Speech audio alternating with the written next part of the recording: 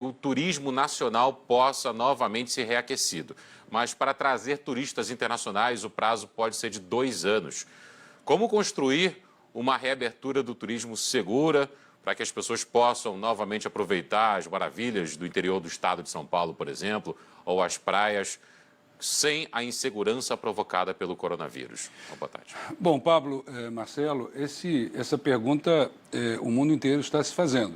Países que estão à nossa frente, na semana passada nós fizemos uma conferência com o secretário-geral das Nações Unidas para o Turismo, da OMT. Essa semana próxima nós teremos uma outra com o WTTC, que é a Fiesp do Turismo, e nós estamos monitorando os demais países. Alguns saíram na frente, inclusive com novas soluções, né? Com a identidade digital na China, por exemplo, agora, que é uma questão até do ponto de vista da democracia, uma discussão ética, inclusive, em torno disso. A própria OMT está testando esse tipo de passaporte, pulseira eletrônica agora esse mês, da Espanha para as Canárias. Então, as buscas de soluções estão aí. E nós aqui com as nossas, um pouco atrás dessa sequência, e vendo que o Brasil tem diferentes fases. Então, de fato, as primeiras viagens vão ser regionais, agora nessa fase de abertura comentado aqui pelo Pablo, eu acho que até encaixou, né? Quer dizer, são as 5 fases, né? São Paulo agora começa a abrir os seus restaurantes, os seus shoppings e comércio local já. Os restaurantes um pouco à frente, nós estamos tentando abrir mais cedo, pelo menos a parte externa, né? É uma negociação com as partes do governo que tratam da epidemiologia, dos índices que precisam ser tratados nessa distensão, né, são 5 fases, né? E aí, então, na sequência, nós iríamos para um turismo regional, do interior para São Paulo, de São Paulo para o interior. Em seguida, pouco a pouco, um turismo que pudesse abarcar um pouco mais a questão dos negócios, né, que pudesse receber pessoas que vêm fazer negócios nesse pêndulo da região metropolitana e um pouco mais do Brasil. As compras já justificam isso, por isso é preciso pensar na fórmula de operação dos restaurantes. Os restaurantes são um problema porque não têm as máscaras, isso está sendo tratado. E, na sequência, até nós chegarmos a uma amplitude maior que nós entendemos vai ocorrer mês a mês nos próximos meses. Nós vamos ter mês a mês uma gestão dessa abertura. Enquanto isso, nós temos que imaginar uma perda mensal de uns 13 bilhões, que é o que está acontecendo, os outros 2 meses foi mais ou menos isso, uma perda de empregos até o final do ano, que vai ser atenuada pela MP, que nós esperamos seja aprovada hoje, e pelas linhas de crédito que nós operamos com a Desenvolve São Paulo aqui e com bancos nacionais. Com isso, nós vamos salvar possivelmente dos empregos que nós perderíamos até o final do ano, dos 150 mil empregos, pelo menos nós salvaríamos talvez 2/3. E aí tem os entendimentos com os sindicatos, que nós temos feito com o Edson Pinto, ou seja, é um esforço de 360 graus para ir segurando essa economia, para ela poder se manter viva para retomar, porque o capital físico permanece, os hotéis existem, os restaurantes existem, o problema é o combustível para essa retomada. Agora, secretário, a indústria do turismo é uma indústria com muita capilaridade em diversos segmentos, muitos serviços apoiam o turismo, mas também prestam serviços em outros segmentos. Esta MP, como ela vai apoiar essa indústria do turismo, já que você tem diferentes empresas, portes de empresas grandes, empresas de aviação, enfim, o turismo pega desde o dono do avião até o dono de um pequeno restaurante ou um serviço de lazer, por exemplo. Como vai funcionar para que essas diferentes categorias tenham acesso a esse auxílio, esse benefício? Bom, a MP ela é a mais abrangente porque ela tratou no início de 100% de manutenção de empregos. Ela pega mais as pequenas empresas. Mas tem outros bons projetos que são coadjuvantes no âmbito federal que são importantes para os governos estaduais, como as linhas de crédito do BNDES, do Fungetur, do Ministério do Turismo, que nós estamos já recebendo. Precisa mais, né, porque vai ser necessário. A própria política monetária do governo federal, que é quem tem a política monetária no Brasil, em qualquer país, ela é uma alternativa, ainda que eu defenda, né, que nós tenhamos, pós-Covid, nós tenhamos alternativas de que os estados possam buscar o seu endividamento internacional com hedge cambial. Eu penso que estados alemães, estados americanos fazem isso. Nós vamos precisar considerar essa hipótese, né? Além disso, E você falou bem, e os grandes negócios? No caso das companhias aéreas, essa negociação com o BNDES, ela vai ser potencial para poder fazer com que essas empresas tenham chance de sobreviver, porque na saída do Covid, ou nessa transição, quem tiver uma boa gestão ou puder mostrar para o sistema financeiro que tem uma boa gestão, vai ser o comprador, né? E quem não conseguir vai ser o vendedor, porque vai haver uma consolidação. É natural, na saída, uma consolidação.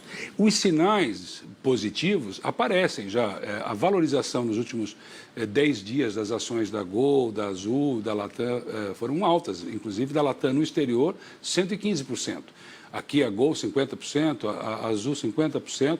Ou seja, nós acreditamos no mundo. Quem acredita no mundo, quem acredita que a vida vai continuar, que as pessoas vão viajar, comprar, vender, comercializar, que nós teremos futuro enquanto sociedades, né, que possam desenvolver as suas atividades de forma tolerante, aberta, com outros países, com outras regiões, começa a acreditar nisso e começa a apostar.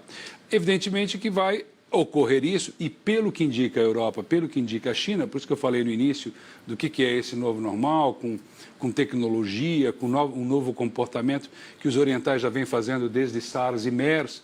Ou seja, nós vamos paulatinamente, não tem uma solução mágica. Nós no Brasil gostamos muito de salvacionismo, né? Então tem que ter uma solução. Não vai ser assim. A maneira como o governo de São Paulo, o governador João Dória, tecnicamente está gerenciando, é como os países mais maduros resolveram atuar. Tecnicamente, passo a passo, considerando o lado da saúde e o lado da necessidade da economia funcionarem de acordo com os patamares que foram observados em outros países e que são tratados aqui pela coletividade. Nós tratamos com as empresas. Hoje nós tivemos reunião do Conselho Econômico e se manifestaram os restaurantes, bares, se manifestaram as empresas de feiras, né? Nós estamos buscando, por exemplo, quando olhamos feiras, feiras não para o público, feiras para negócios, né? E um fluxo parecido com o shopping, parecido com o modelo da Brassi. Restaurantes, assim sucessivamente, tentando negociar formas seguras de fazer esse movimento.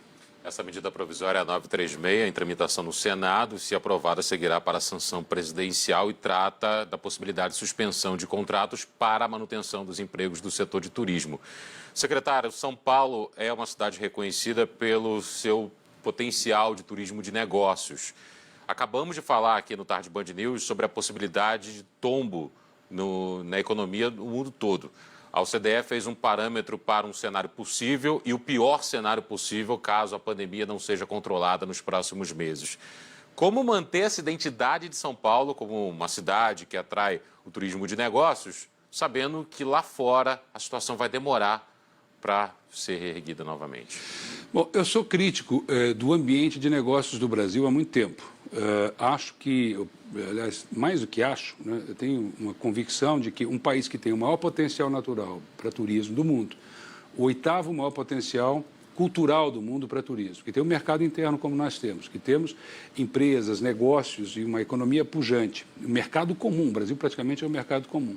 Nós não poderíamos ter um dos piores ambientes de negócio para se investir. Em geral, o 119º Doing Business da pesquisa Doing Business que foi feita até a época pelo Meirelles, quando era ministro, no Brasil, né, 119º pior do mundo. Nós que somos uma das 10 economias maiores do planeta. E no turismo, 137º pior lugar em 140 para montar um negócio em turismo.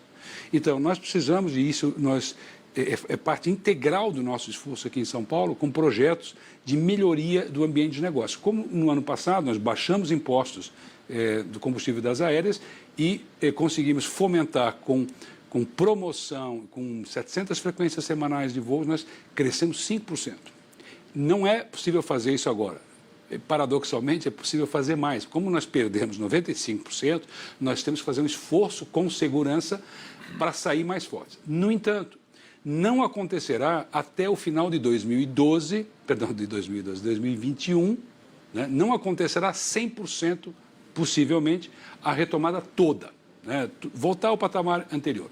Porém, mais 1 ou 2 anos na frente, se nós fizermos as reformas que permita o turismo funcionar no Brasil. Eu estou falando de parques naturais. Estados Unidos tem 320 milhões de visitantes em parques naturais, nós temos 12. Né? A regulamentação para marinas, para resorts, cassinos em resorts integrados, que é um assunto que tem que ser debatido concretamente, que tem 60 bilhões para vir para o Brasil nessa área, nós travamos o desenvolvimento do Brasil. Nós não podemos ter medo de desenvolver o turismo, porque ele já é seguro do ponto de vista da experiência de outros países e das suas aplicações em outros países. Então, nós podemos, daqui a um tempo, Marcelo, daqui a 2 anos, estar mais ou menos no patamar, quer dizer, 1 ano e meio no patamar onde nós estávamos antes, mas 3 ou 4 anos à frente nós podemos estar muito além, desde que nós façamos essas reformas. Nós estamos aqui com uma política de distritos turísticos. Nós tiramos lá atrás, no governo Temer, o imposto sobre importação de equipamentos para parques temáticos. Isso encarecia em 3 vezes. Então, não nasceu um parque temático no Brasil durante 20 anos. Ora, é preciso, porque nós somos os grandes clientes. E no pós-Covid, isso tudo que tem lá fora pode ter aqui. Parques naturais, parques temáticos, marinas, portos turísticos, resorts de todos os tipos de resorts.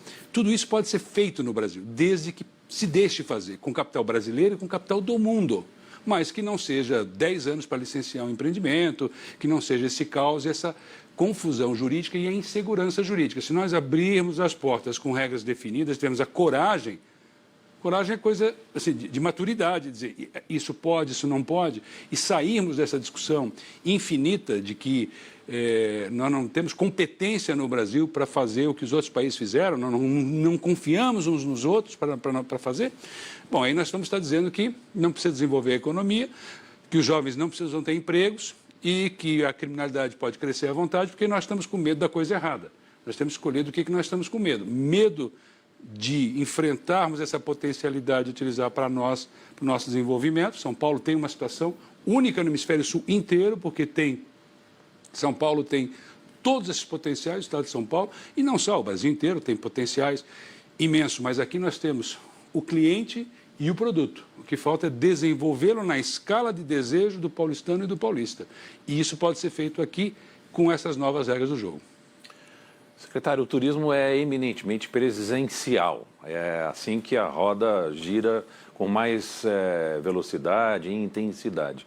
Como ficam, pelo que o senhor tem ouvido aí, de ideias ou de propostas, os grandes eventos, por exemplo, o Carnaval, as festas de final de ano, que costumam atrair turistas? Enfim, existem outras datas também importantes em torno de alguns grandes eventos. Isso tem viabilidade? Claro, no curto prazo não, mas em médio e longo prazo, há alguma ideia para solucionar esse tipo de desafio? Nós não sabemos ainda quanto tempo vai levar essas 5 fases no mundo e no Brasil, e nós não sabemos se vai haver retrocesso. Nós temos, inclusive, ter a coragem de medir a condição de avançar e retroceder adequadamente e não colapsar como Nova York colapsou. São Paulo não colapsou, Milão colapsou, nós não colapsamos. Então, essa gestão, essa coragem técnica, coragem política de trabalhar junto com o trade, com empresários, com prefeitos, nós temos que ter essa maturidade de fazer esse crescimento. E começar a olhar, como eu disse anteriormente, também para o futuro. Nós temos que deixar de ser imediatistas e entendermos que nós temos um grande potencial para desenvolver, que nós estamos mal agora, bem no ano passado, muito bem, crescemos 5%, podemos estar muito melhor, não no ano, melhor do que esse ano, no ano que vem, evidentemente, bem melhor. Né? Nós vamos perder esse ano metade do faturamento, no ano que vem nós vamos perder uns 12%, segundo esses estudos que foram mencionados pelo Pablo. Mas depois nós podemos estar melhor.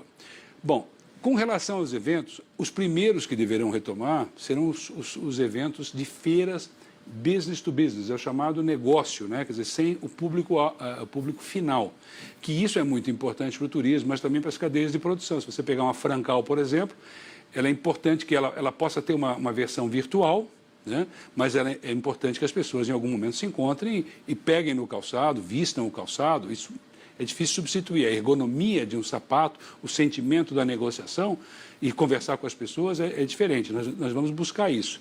Então, esse é o tipo de volta mais fácil. Eventos menores de negócios, de pequenos congressos, mais fácil. E aí, sucessivamente. Agora, quando o Marcelo pergunta sobre carnaval, até me dói, porque aí uma fase, lá na fase 5, né?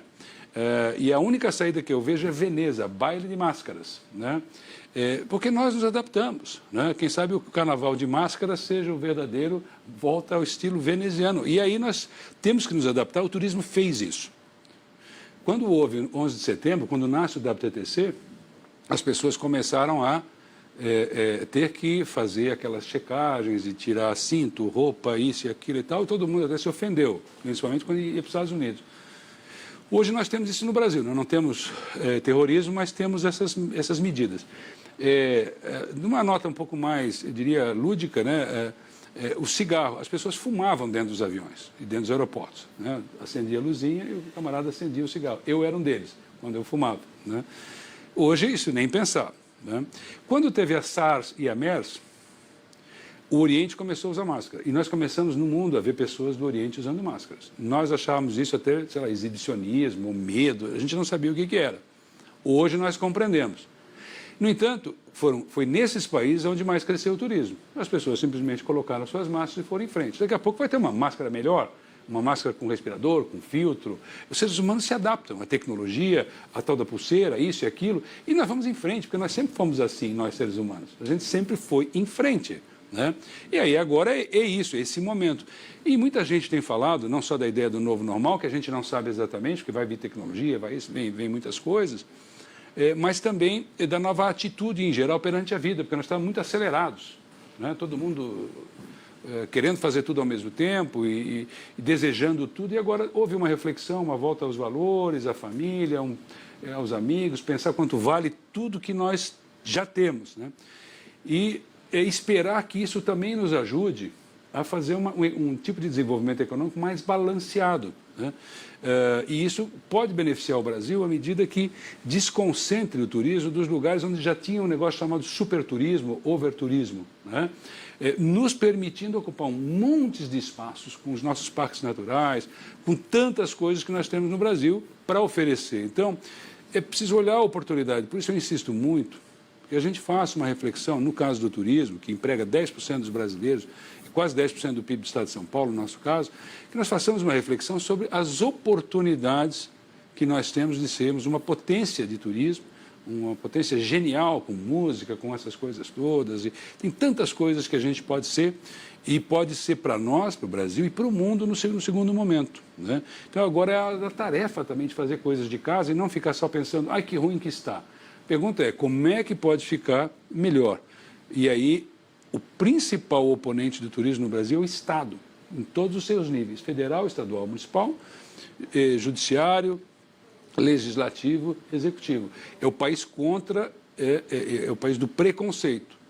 Há unanimidade retórica sobre o turismo, que o turismo é o maior empregador do planeta, que emprega pessoas de todas as faixas, que dá oportunidade para os jovens, para as artes, para tudo isso, traz a natureza para esse contexto, educa ambientalmente as pessoas, nós já sabemos disso. Mas na hora de transformar, vem uma lógica de atraso e de preconceito, de medo de enfrentar essa equação, contra a qual nós temos que nos insubordinar. Nós temos que falar, buscar uma discussão no Brasil mais racional sobre essas coisas. Quando eu falo que tem 320 milhões de pessoas visitando parques naturais nos Estados Unidos, no Brasil só 12 milhões, sendo que nós temos 3 vezes mais cobertura vegetal e mais biomas, eu acho que isso deveria calar fundo nas pessoas. O Brasil devia ser o lugar do meio ambiente, um país verde do mundo.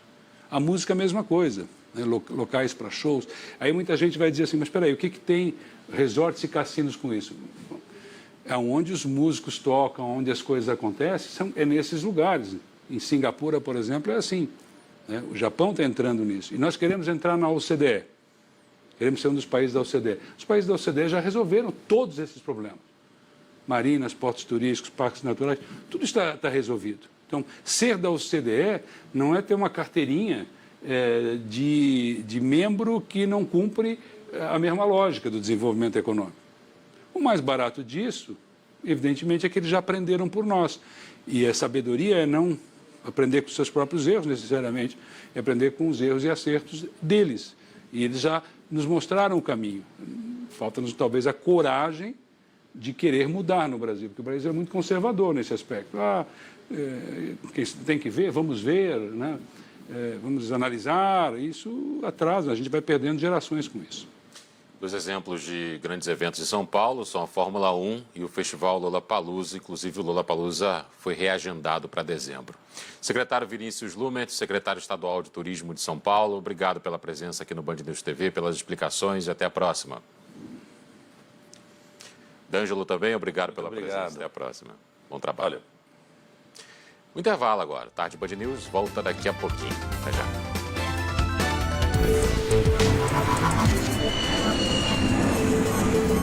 Oi, como vão as coisas por aí? Por aqui, o papai dançou balé comigo.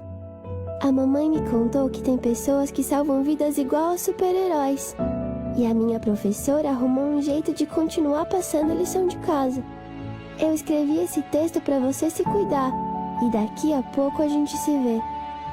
Porque eu te amo muito, vovó. E a minha lição de casa hoje era escrever esse texto para você. Em um momento em que estar junto significa